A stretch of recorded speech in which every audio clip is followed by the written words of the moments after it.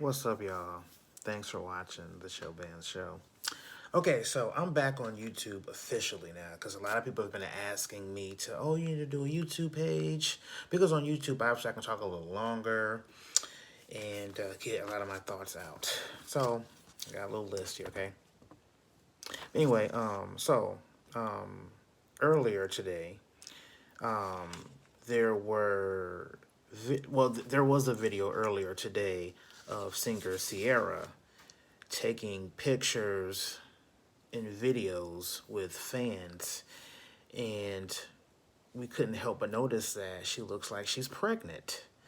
And not too long ago, either herself or her husband was saying that they wanted to have another child, and it looks like they're going to have another child. And now this has not been announced publicly, obviously, but I mean, Ciara's stomach was pretty out there, obviously. So it looks like she is with child, and I'm sure, maybe she'll make a formal announcement soon, especially after this video is out and it's kind of going viral and stuff like that.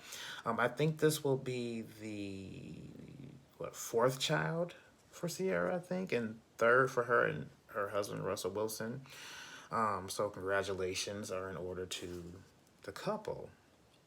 Okay. Moving on. So I want to say last week, an interview with reality TV star Kandi Burruss started circulating. It's on the podcast. It's called It's Tricky. One of the main headlines was former Housewives of Atlanta star Nene Leakes' name was brought up during the interview, and apparently she referred to Kandi as a coon. And at this time, I believe, at what Kandi explains in the interview, was Nene was having issues with Bravo because at this time Nene was renegotiating her contract for the show, and they couldn't come to an agreement, so she didn't appear on that last season. And then she went publicly and started bashing the network and saying the network was racist and they did all these things to her and so forth. And it caused a lot of backlash for her. And I noticed with Nene particularly, she gets really upset with people and she hits below the belt.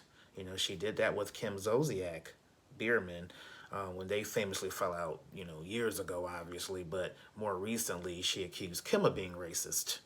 And then some years later, y'all hugged up with her and you're friends with her, or whatever your guys' relationship is nowadays. Then she was referring to Andy Cohen, the executive producer of Housewives of Atlanta, as a racist too. And then not long ago, you were saying, oh, I'd come back to the Housewives of Atlanta. And just like, which is it? You know what I'm saying? But anyway, so going back to Kandi, Kandi and Nene have never truly ever gotten along, and if they ever did get along, it was not for long. Kandi came on the Housewives of Atlanta in season 2, still at the very beginning of the show, and her and Nene immediately just did not click, and it had just been ongoing for years and years and years. But Kandi was also asked, most famously, about her former co-star and former best friend, Phaedra Parks. Now, in season 9 of the show, Phaedra Parks had accused Kandi Burruss of raping and trying to drug their other co-star, Porsha Williams. And Porsha Williams spread these rumors throughout the show of season 9. When it came out that Phaedra was behind these rumors, Kandi and her relationship was already strained, and it just completely ended the friendship at this point. So, obviously, back at that time in season 9, at the end, Kandi was like, I'm not going to be on the show if she's going to be on the show. So when season 10 came around, Phaedra Parks had been let go from the show. Well, in recent years, a lot of people want her back on the show, and I think more so because Phaedra is really funny. She's really good at throwing shade, and I think that's what people just really want to see from her. But, Kandi was asked in this interview if Phaedra came back, would she stay? And she said no. Now, Kandi said this many years ago before, and nothing changed. And I mean, just even going back to this, the root of the whole friendship really expiring was, when Phaedra's ex-husband Apollo went to jail. I think Phaedra felt slighted because she felt like Kandi and Kandi's husband Ty kind of sided with Apollo. And, you know, Phaedra felt a way about that, and their friendship just started to kind of deteriorating. Like, those attempts of trying to get it back together just always fell flat. And I think, you know, people miss that friendship between them because they had a really great friendship. But, you know, Kandi just said it's just not repairable at this time. She said, you know, I wish her the best and stuff and everything she does, but I just don't think we just need to be friends anymore. And I can understand that. So anyway, moving on.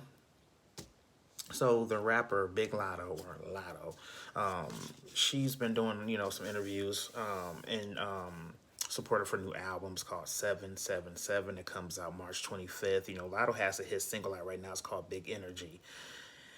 And it samples like Mariah Carey's Fantasy. Most notably, most people know from that was actually another song. I think is that Genius of Love from the Tom Tom Club. I think that's the song that the sample's actually really from.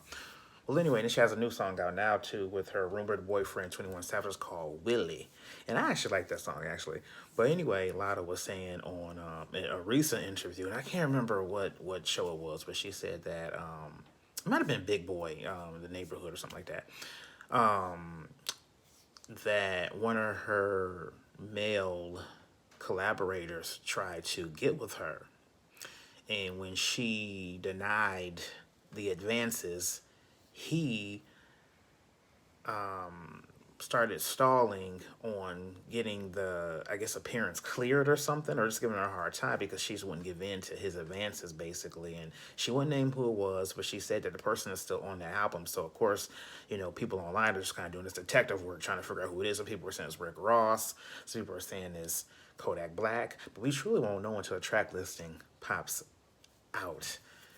And then we can probably come to some conclusion as to who this person in question may be. But I mean, you know, this is certainly not anything out of the ordinary, because we know that, you know, some of these men do try and sleep with these female rappers, because a lot of female rappers are very desirable, and, you know, a lot of men chase after them, you know, other rappers, basketball players, you know, just of the many kind, you know. So I mean, I'm sure it's not the first time she's been hit on, and I'm sure obviously won't be the last. Then she also started, you know, like I said, sending these messages out, you know, that she's just really sad, and she just felt like her album rollout is not really what she wanted it to be, because she's dealing with whatever she's dealing with. I don't know if it's this in particular or some other stuff behind the scenes, because she said she wants to share it with everybody. So, you know, hopefully, you know, things will be okay. You know, her single is doing really well. Big Energy is like a top 20 hit. And I think that it's her time definitely now. The girls are doing really well right now, you know, so that's good. Also, Soulja Boy is going to be a daddy, going to have a baby boy. Now, you know, I was just thinking, and I was just like, I don't know if, does Soulja Boy have kids already? I really don't know much about him, except for him going online and having these tirades about how he's the first rapper to invent mankind, to invent MySpace, to do this. So it's just kind of like, I don't really know, but congratulations to him. So anyway, then I want to move on to Nicki Minaj and her collaboration with Coi Leray. I always want to call her Coi Leray because I kind of like it rhymes. They got on Instagram Live and supported their new single, Blick. And you know, Nicki Minaj, not being the person to mince words, asked Coi Leray if she was a lesbian, and which I just thought was like, damn, you know, just come on out with it. I mean, because honestly, I would have thought the same thing, honestly, or I wouldn't have been shocked if she was. But she said that she's not. She said she's strictly deadly. She said she's dabbled in, you know, female on female, you know, interaction before, but she just said it just wasn't for her. You know, and then, you know, obviously there was another conversation had there where I guess, you know, Coi, I'm just gonna call her Coi because I keep butchering her name, was speaking about hate that she's received online, and Nicki stopped her and said, you haven't seen hate until you've reached my status, basically, because, you know, Nicki had the hate train on her back in 2017 and 18, and you know, but you know, everyone has hate. The female rappers get hate a lot. You know, all of them go through that stage where they just get this insurmountable amount of hate, and sometimes it comes from other fans, or just sometimes people in general just don't like certain things, or just whatever. Like, they all kind of go through it, in my personal opinion. And it's just kind of really, at the end of the day, just I think it just really depends on how you end up handling it at the end of the day, you know. But yeah, you know, I have a lot more to say, but I'm just gonna keep it at that today. You know, I don't want people coming for me, and I'm just not in that kind of come for me mood right now. You know what I'm saying? But you know, these are some of the stories I want to touch on, and you know, thanks for watching. You know, if you like watching, then you know, what they say, you can like, subscribe, and you can comment. Be nice. And, you know, hopefully, obviously, I will be bringing more videos to you like this on YouTube, especially longer videos where I can talk more, express my opinions. Because, you know, I was usually on other platforms and, you know, you kind of have more limited, the amount of time is a little shorter. And I'm just trying to get these thoughts out like real quick, like, but this is better. So thanks for watching. Bye.